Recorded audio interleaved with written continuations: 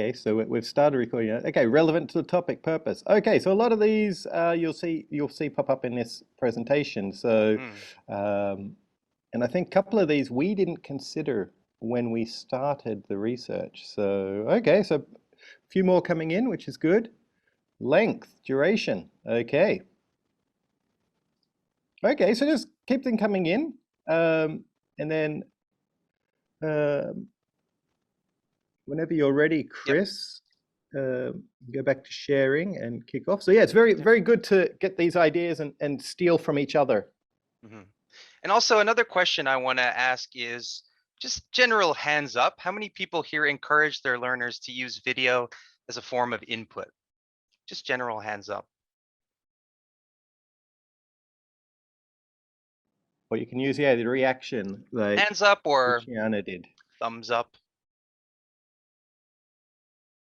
Yeah. Yeah, of course, we need extra input for learning. Research shows this. So yeah, we need to know the best ways of, exploiting video for learning purposes. So it's good that you guys encourage your learners to do that. Okay. So let's move on here. So the background to our study here, just very quickly, it's like I said, I'm in South Korea, so it's mostly with South Korean learners, adults aged 18 to 38. So one of us did most of the research through one-to-one English lessons. There are about 12 students that did that, and one of us in university classes, we surveyed around 80 students. And both of them were online with a webcam, of course.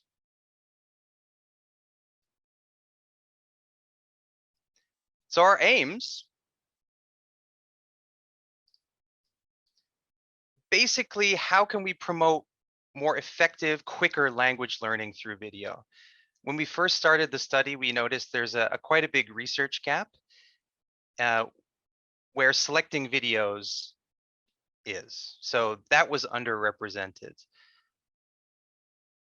Yeah, so it was a lot of the literature is about using videos in the classroom, but it kind of skipped over the step of how to actually select them.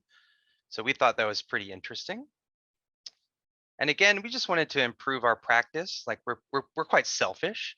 We want to improve our teaching practice by better understanding how to select the videos for language learning.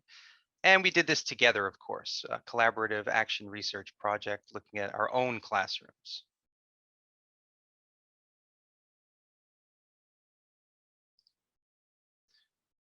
So the methodology, we did 10 interviews with 10 native English speaking teachers based in South Korea. And we wanted to assess, how they use videos for language learning. And those are approximately, I believe they were 1 hour interviews. So those were quite interesting.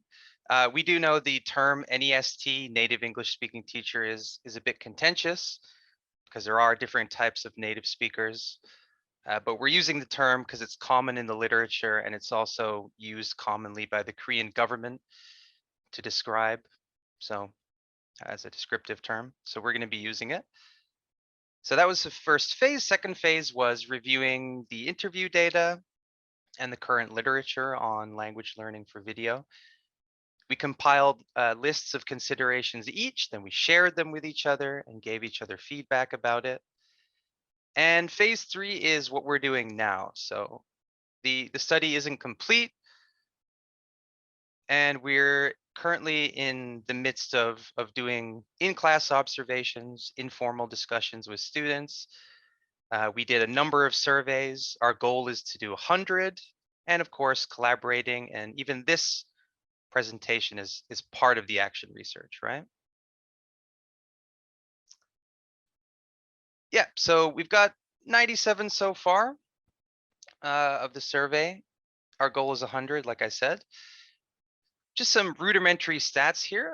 About 40% of the survey participants said they use videos for language learning, which is quite a lot. But unfortunately, around a quarter said they don't know how to choose videos for language learning, which was interesting. And around a third of them said they don't know how to use them effectively, which is a worry. Slightly on the good side, I guess, around 37% said that they use specific strategies while using videos, such as using subtitles to check for understanding. But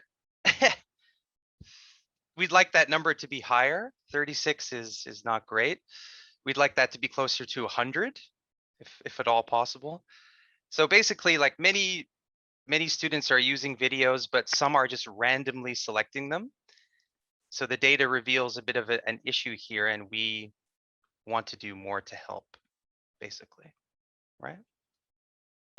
And just before moving on there, I think also one thing we discussed was not only does it show that the students don't know, I think it shows that possibly many teachers aren't addressing this, aren't teaching their students how to engage effectively and how to select effectively. So generally, it sort of starts from the top down, so to speak. So that's the other thing why we're doing collaborative action research, to see how we can help our students. And you're all here because you want to help your students. So that's brilliant for us because we can get feedback from you as well. And if we can start using this to inspire us to help our students, that's one of the reasons we did it. So I just want to jump in there. Sorry, Chris, back to you, sir. No, very good points there. Thanks for pointing that out. So yeah, based on our experiences and the data we gathered and the research literature, we compiled a list of 10 considerations. I'm sure you've seen these before. Some of you put these exact ideas in the chat, which is great. Great minds think alike. I'm not saying my mind is great, but you know what I mean. So the first consideration here is the purpose and approach. So you definitely want to think of why you're selecting the video, right? Like obviously that's of the utmost importance. And what do I want to achieve in the classroom? So for example, is your goal to increase the vocabulary of your students? It's always good to think about that. This may seem very easy, but all other considerations could hinge or fail if you don't choose a good enough video, right? Or you don't use it well. And also the approach. So you have to think of how you are going to achieve your goals. The approach should be engaging.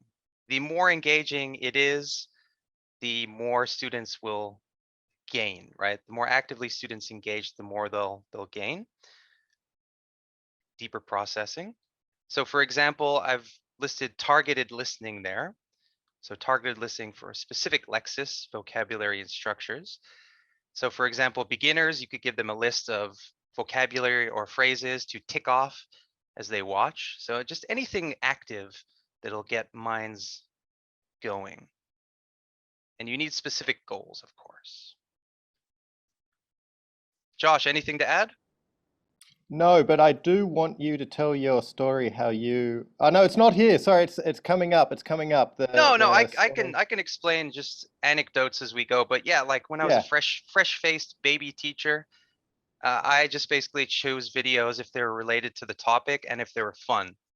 Those were the two things I thought about. I didn't really think very deeply about it. I'm sure other people took more care than me, my carefree approach, but yep. So the second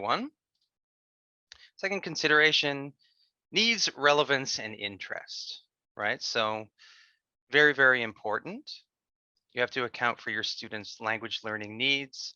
Is the topic relevant to what you're doing? Are they interested in it? If they're not interested in it, then they're not going to be engaged. It is important to note though that the interest, if they're interested in the topic, it probably matches what they know about the topic already.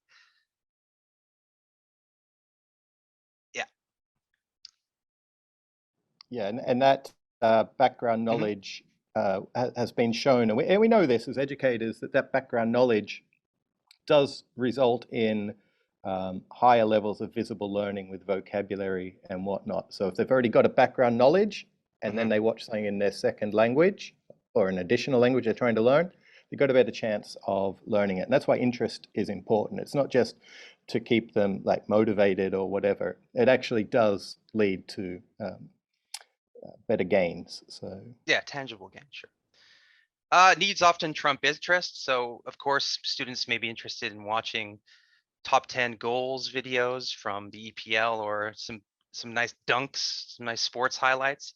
But does that really match up with the high stakes SAT that they have to take, or in Korea here, Sunung, which is the Korean version of the SAT? So often needs trump the student's interest, which is important to add. And the video should include what is relevant, of course. The example here I put is the Alberta tar sands. So for some reason, another personal anecdote, when I was a fresh-faced baby teacher, I thought it would be a great idea to introduce my high school learners to the fascinating topic of the Athabasca tar sands operation. And I don't know why I did that. I guess I thought it was good for their language learning, but it wasn't engaging. Were my high school students interested in drilling and the economic impact of fossil fuels? Probably not. So that failed. That was not a great class, and as a rookie, I failed to account for students' relevance, interests, and needs. So yeah, just thought I'd share that. And then the third one, before I hand it over to Josh to explain the rest of the considerations, is learner characteristics and appropriateness. So this is a huge thing. Some people rightly think this is definitely common sense, a common sense approach. So obviously age, culture, and religion affect the appropriacy of the video and the video topic and linguistic features. So an example of that is taboo topics or language. So can anyone guess why I included the picture in the top right there? Anyone have any feedback or comments about that? Why would I put that picture in the top right there? Are you saying that picture is appropriate or inappropriate? Well, that's a good question. In some contexts, it could be fine, but For third graders, no. right. For adults, maybe even, I don't know if I'd choose that picture. Okay. Yeah.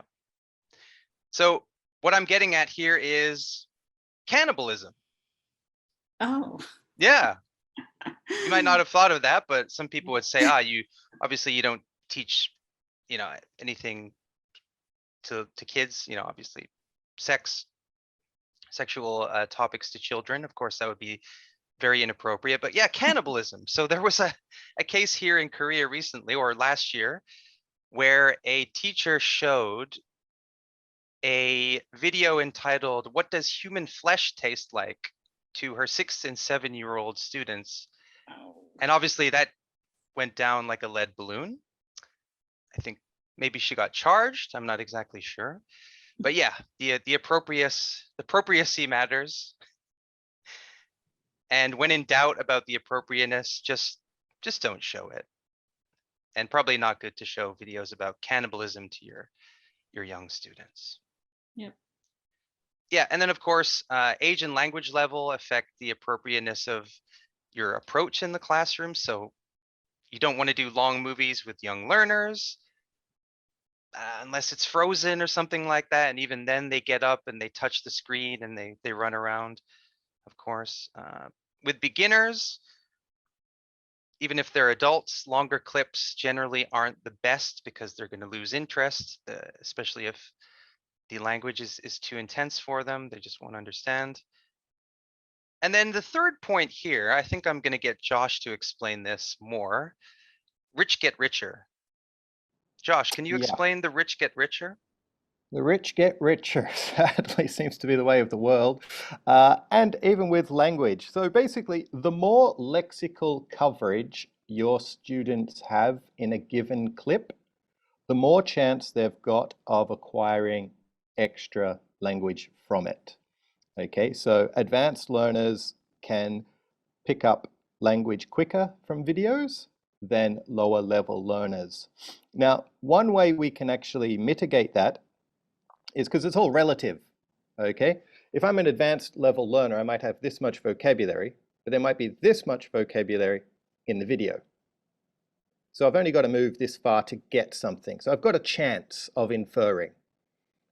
But if I'm a beginner, I might have this much language knowledge. So choose a video, maybe aimed at children or with less vocabulary in it, that only has this much. So the video will be shorter with less words, okay? And here you can even pre-teach, so to help the students develop the vocabulary they need for the certain video. So in general, if people are watching alone, the higher level they are, the better chance they've got of learning. But if you're a lower level, just choose videos with less content, less words, because then, relatively speaking, they're also rich. Okay, so as a rule of thumb, the rich get richer. The more you know in a video, the more words you know in the video, the more you're going to learn from it. Okay. So should I just keep going, Chris? Because we're going to roll on to point 4 now anyway, or do you have anything else? Yeah, we were on going to this have one? a brain break. Oh, that's right. Yeah, You have a wanna- brain break. Yeah. So before I hand it over to Joshua here, any thoughts about the first 3 considerations? So feel free to write anything in the chat that you found interesting. And not only any thoughts, what I'd like to know is, out of those first 3, and don't worry, it's not a test, just put a number, 1, 2, or 3, of how many you currently consider. Are you considering all 3? Are you considering only 2 of those? Or are you only considering 1 of those at this point? Okay.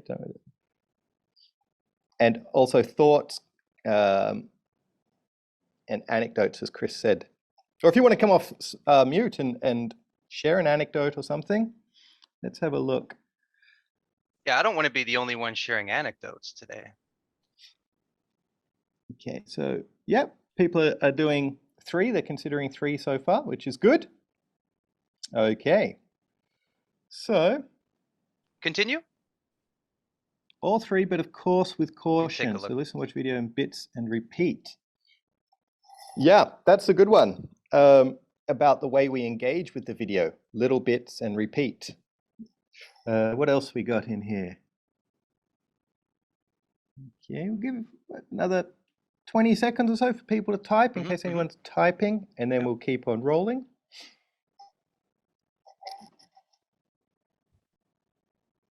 Okay. So yeah, as we go through, we've got 7 more to go through. We won't be going to depth on all of them. We're just going to be going over, just giving you some thinking points. All 3, but I'm trying to find better methods for ensuring understanding. Okay, yep. Okay, so we'll get to that. The difference between comprehending a video and comprehending the language. A lot of teachers, we found, well, if I remember correctly, it was like 8 out of the 10 teachers we interviewed got the 2 confused. They thought that just comprehending a video meant they understood the language. And an anecdote before we get going, there's a movie called Busan Heng. Chris will know it. What it means is train to Busan. And I watched this video in Korean when I was living in Korea, and I came out and I thought, wow, my Korean's good. I understood that entire thing. And then my friend said, but did you understand the language? And I had to think, and I thought, no, I didn't. I understood the movie because it was about a guy stuck on a train with zombies trying to kill him. It was a very easy movie. Anyone could have understood it. It did not mean that I comprehended the language. Okay, so we have to, a lot of teachers get this confused. Okay, a lot of students get this confused. And I was a teacher at the time, and I got it confused. So again, comprehending a content and comprehending the language, we'll get to that in a second, not the same thing. Quick show of hands, who's seen Squid Game? No one's seen Squid Game. Wow, the most watched non-English speaking show. Okay, a couple of people have seen Squid Game. non-English speaking show on Netflix. Okay, so that's the Korean context there. So that's how we've got a connection. Okay, so let's go to background knowledge.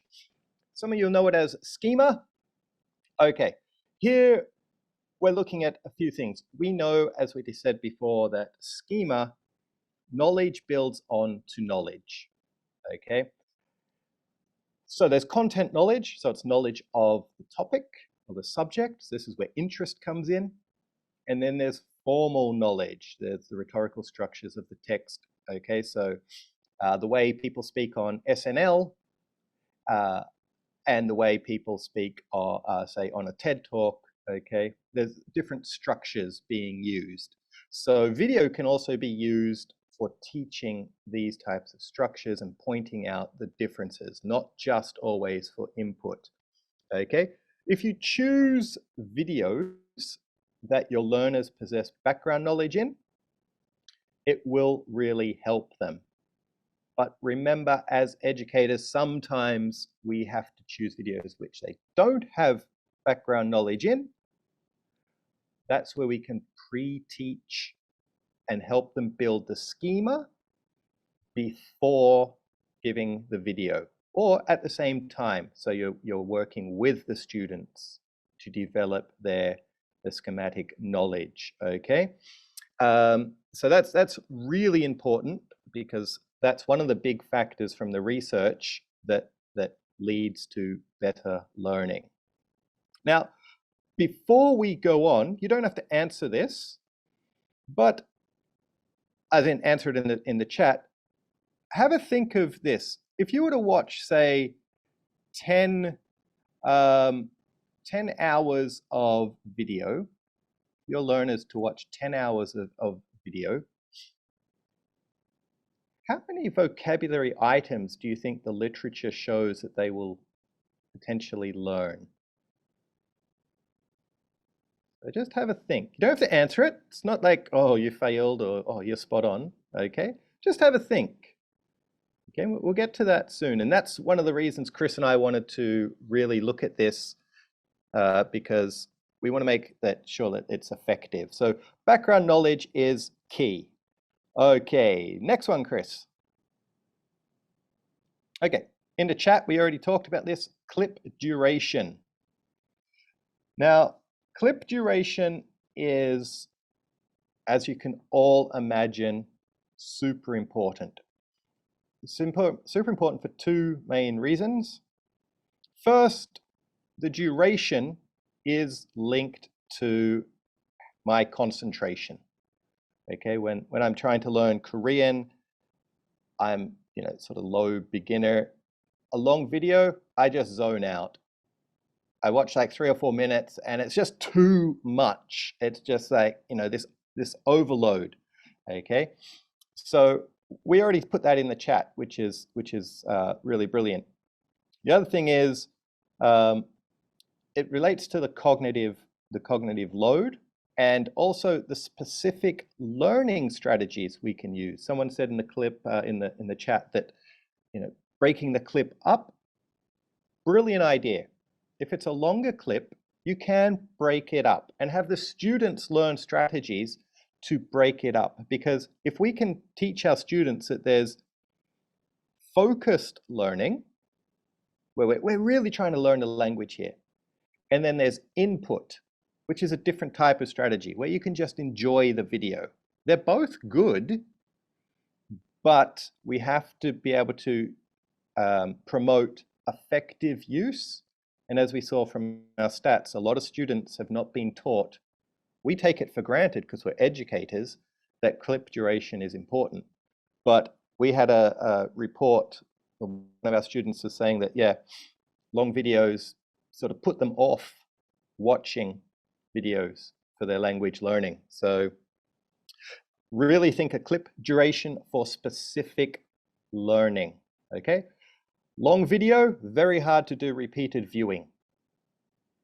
Short video, easy to do repeated viewing, okay? Long video, like as Chris said before, joking around, Frozen, if the kids love it, if you're teaching children, okay, use that just for input where they're doing their own singing and dancing and they're engaging in their own way. You don't have to make every video about learning, because kids do want to enjoy even if they don't understand. So as long as we know that clip duration can be manipulated for different purposes, that's the main goal when we're considering the selection here. Is it just input? Pick something that they enjoy. If it's focused, a little bit shorter with deeper processing, where you're doing something when you're watching. Okay. And again, anytime you want to come off mute, if you've got a question or whatever, just ask or just jot it down. So Chris, we're on to the next. So Chris has already skipped there. Good. That's lovely. Okay. So format and genre. Format and genre. Really good research on this, and you will all know this when you think about it, but this is one of the considerations I don't think we had initially. We had something like, oh, we've got to look at the words, and we've got to look at the grammar, and we've got to look at, it was a very basic way of looking at it. Not wrong, just very, very basic way of looking at it. If we flip that, we can look at the format, and the genre will dictate the language used. Okay, so for example, a format, conversation, monologue, game show, skit show like SNL or something like that, they're going to have different lexical items. Okay, then you've got genre, comedy, horror, news, etc. It's going to be a different style of language used and a different register. Okay, so if you're choosing videos, instead of necessarily looking at the Lexis first, you can narrow that down by going, okay, what genre and what format would have the language I want to teach or my students need to learn? And then that'll give you a pretty good idea. To give you an example, let's say we're teaching order words. What type of video might have order words? Thinking of format and genre. Anyone want to come off mute and have a guess? If we're in Oregon, we give you a prize, but we're not. Okay, you're all shy. Okay, so let's say a format might be an instructional video, because instructors give order. First do this, second do that, okay? The genre, for me, it might be, let's do a cooking show. Okay, first we do this, then put the thing in the pan. After that, do this. So if you choose the format and the genre, it'll help, not every time, but it will help you narrow down your search. Okay, so format and genre will definitely help. And Chris has skipped ahead before I finished, but that's okay. So 7, which links to 6, Lexis, grammar, and rhetorical devices. Okay, so the way we're using our language, etc. The 3 big things. Lexical density. Okay, how much? How many words? Lexical diversity. How many different words? And lexical repetition. How often are they coming up? Okay, so in general, the more repetitions, the better. Not always the case, but we don't look for the few percent that, the small percent that it's not the case. We're aiming for the mass. Okay, so more repetitions, the better. Okay, lexical diversity is good if you're an advanced learner. Okay, for focused learning, we do have limitations to our brain and how much we can take in a sitting. Okay, so you may want to narrow the focus a little bit for your lower level learners. Okay, and the way I look at this is if you can look at these 3 things in a video, you'll know if it's suitable. Okay, so for example, if you're watching something aimed at children, even if you just went and watched it straight after this class, you would see the lexical diversity is not that much, and the lexical density is not so high.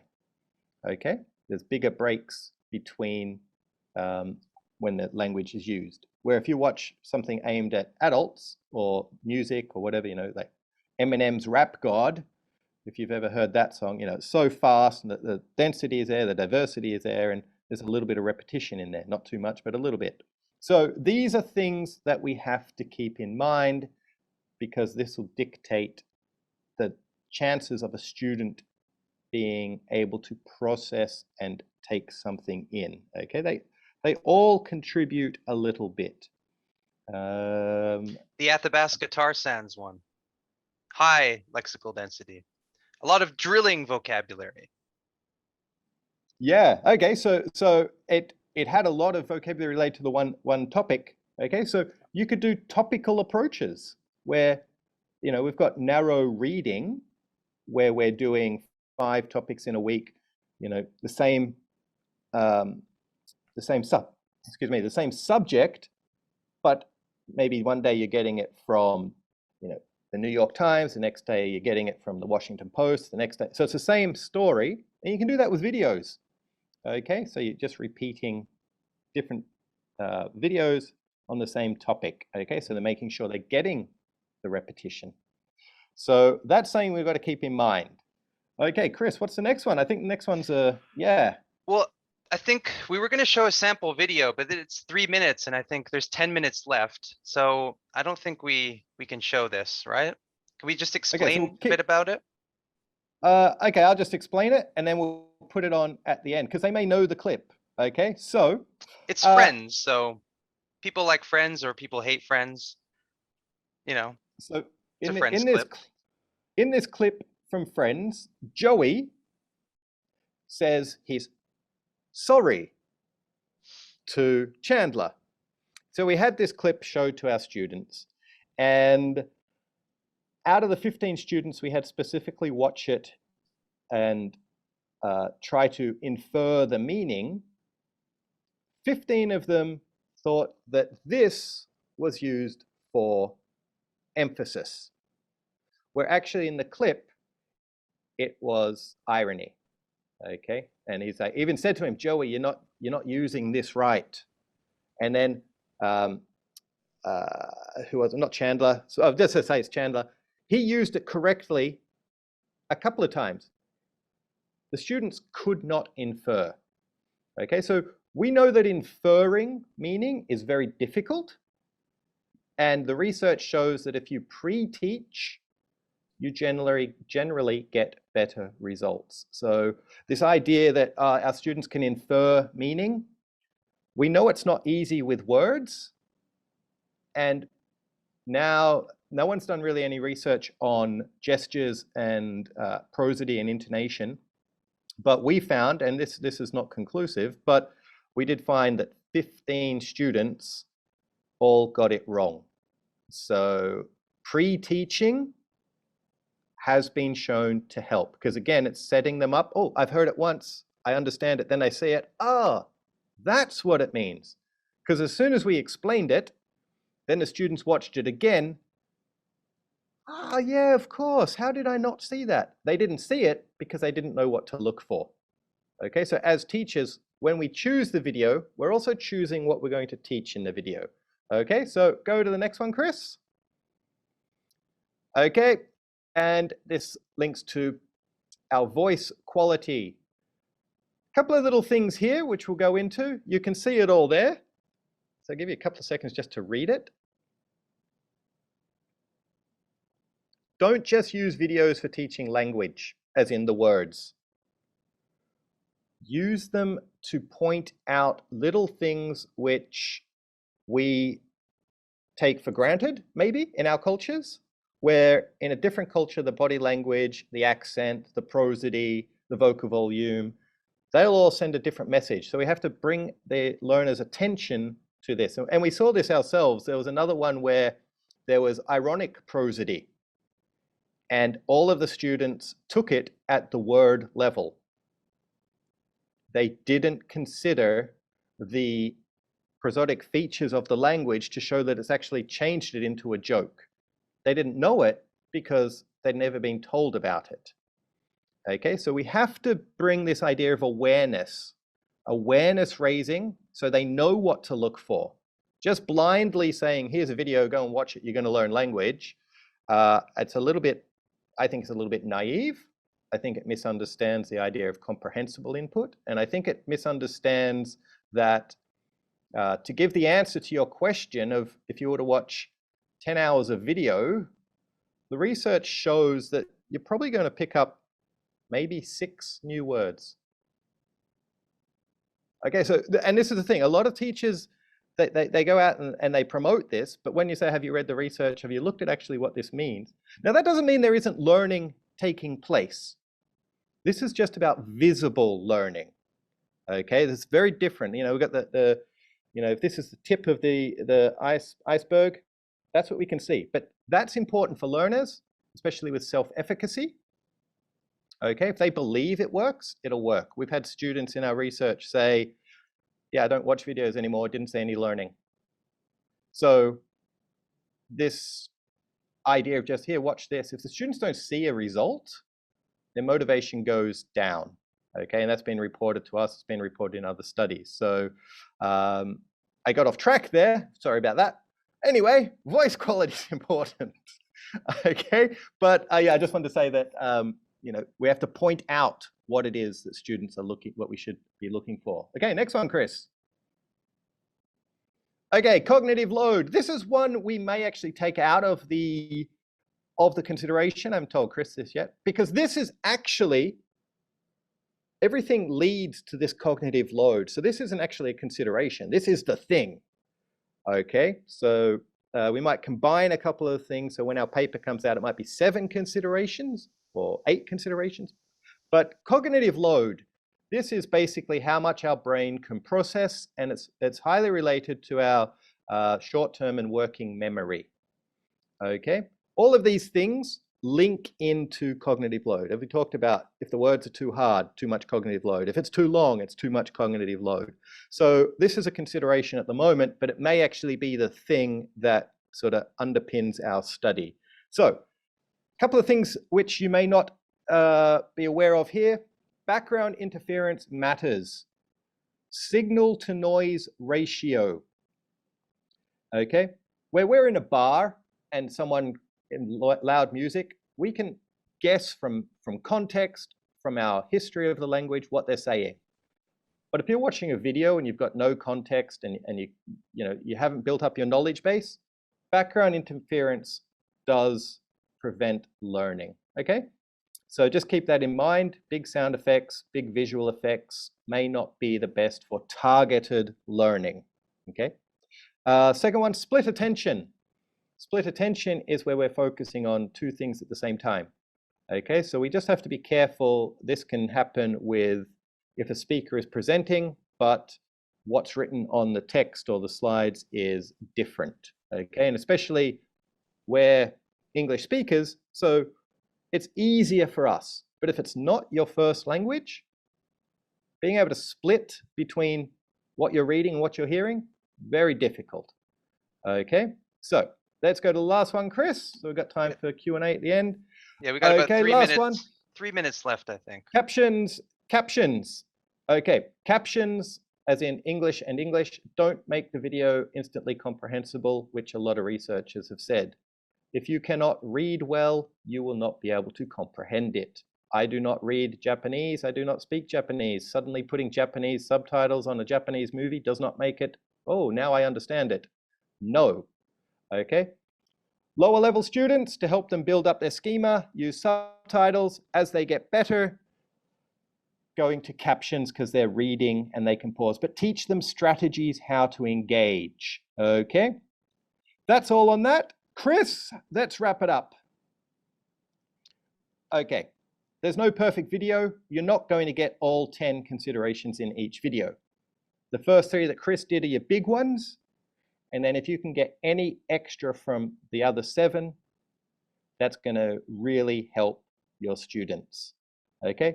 Encourage active viewing. Teach students how to engage with the videos, give them activities to do with the videos, but then also have ones where it's just passive viewing for enjoyment, okay, especially for younger learners, because everything shouldn't be learning, but if the goal is learning, everything shouldn't just be passive engagement, okay? Very hard to learn anything passively. Teach your students how to select a video for their age, for their level, for their interests. And remember, there's no perfect video, but consider these. I think that's everything, Chris. How'd we go? Good, stay on mute. No. Come off mute. There you go. Yeah. Was I talking there with the mute on? Yeah. We'll get some. You wanna... Yeah, unfortunately, we didn't budget for enough time there. We got 1 minute left, possibly 30 seconds.